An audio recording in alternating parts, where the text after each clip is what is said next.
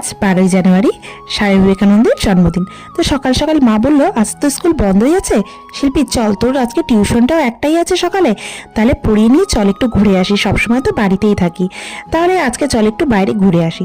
তো মারও মর্জি, তো আমিও ভাবলাম যে হ্যাঁ সত্যিই তো কোথাও ঘুরতেও যাওয়া হয় না, তো বিশেষ করে আমি যাই, মা যেতে পারে না। তো বললাম ঠিক আছে চলো, কোথায় যাবে, বলে চল কোনো পার্কে যাই।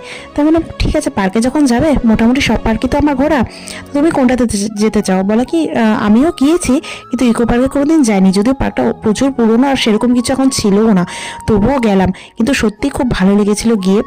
যদিও সেরকম কিছুই ছিল না, কারণ বহু পুরাতন পার্ক এটা, তবু ওই নদী আর এই ব্রিজ এগুলো দেখার জন্যই যাওয়া। তো তারপর গিয়ে ভালোই মজা করলাম।